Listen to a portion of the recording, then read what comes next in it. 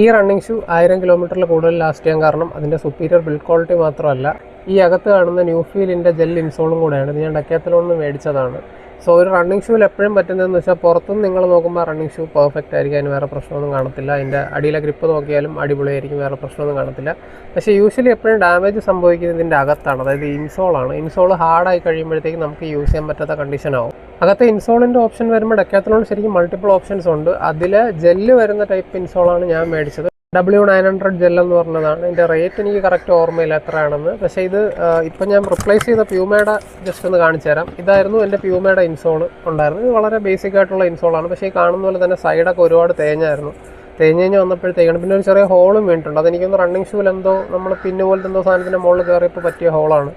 അപ്പോൾ ഇതിൻ്റെ കുഷനിങ് പോയി ഇത് ഭയങ്കര ഹാർഡായ സമയത്ത് എനിക്ക് എന്ത് പറ്റിയെന്ന് വെച്ചാൽ എൻ്റെ പ്ലാന്റാറിലൊരു ചെറിയ ഇഷ്യൂ വന്നു. പ്ലാന്റാർ ഫാസൈറ്റിസ് അല്ല, അതിൻ്റെ ഒരു ഇറിറ്റേഷൻ ആയിരുന്നു. ആ ഇറിറ്റേഷൻ കാരണം എനിക്ക് ശരിക്കും പറഞ്ഞാൽ ഓടാൻ പറ്റാത്തൊരു കണ്ടീഷനായി. അങ്ങനെ അതിനെന്ത് ചെയ്യാമെന്ന് നോക്കി വന്നപ്പോഴാണ് നമുക്കിങ്ങനെ ഇൻസോൾ മാറ്റി കഴിഞ്ഞാൽ ഇതിന് വേദന കുറയുമെന്ന് ഞാൻ കണ്ടു. അങ്ങനെയാണ് ഞാൻ ഡെക്കാത്തലോണിൽ നോക്കിയപ്പോൾ ജെൽ ഇൻസോൾ ഉണ്ട്, അങ്ങനെ വാങ്ങിച്ചൊന്ന് നോക്കിയതായിരുന്നു. സോ ഇത് കാണാൻ ഇങ്ങനെയാണ് ഇരിക്കുന്നത്. ഇത് ശരിക്കും പറഞ്ഞാൽ പുറത്തെടുക്കാൻ പാടില്ല, നമ്മൾ ഫിറ്റാക്കി കഴിഞ്ഞാൽ അത് കറക്റ്റായിട്ട് ഇരിക്കുന്നതാണ്. കാരണം ഇതിൻ്റെ അടിയിലാണ് ഒരു ചെറിയ ഒട്ടിപ്പ് വരും. ഇതിപ്പോൾ ഞാൻ ഇതിലൊരു 300 കിലോമീറ്റർ കഴിഞ്ഞു, ഇപ്പോഴും നല്ല കണ്ടീഷനിലാണ് ഇരിക്കുന്നത്. ജസ്റ്റ് കാണിച്ചു തരാൻ വേണ്ടി പുറത്തോട്ട് എടുത്തു വന്നു.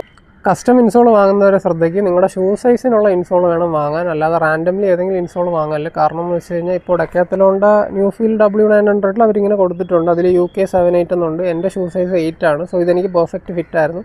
പക്ഷേ നിങ്ങൾ എടുക്കുന്ന ഇൻസോൾ നിങ്ങളുടെ ഷൂവിന് സൈസ് അല്ല എന്നുണ്ടെങ്കിൽ അത് ഇൻസേർട്ട് ചെയ്യാൻ പറ്റില്ല, അത് യൂസ് ചെയ്യാനും പറ്റില്ല, വെറുതെ ഒരു വേസ്റ്റ് ആയിട്ടുള്ള പർച്ചേസ് ആവും.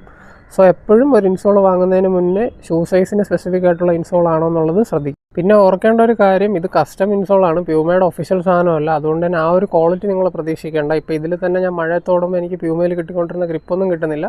പക്ഷേ കുഷനിങ് ഒരുപാട് ഇമ്പ്രൂവ് ആവും. നമുക്ക് ഹാർഡായിട്ടുള്ള ഒരു സർഫസിൽ നിന്ന് സോഫ്റ്റ് ആയിട്ടുള്ള സർഫസിൽ ഓടുന്ന ഫീൽ വരും, അത് ഉറപ്പ് തരാം.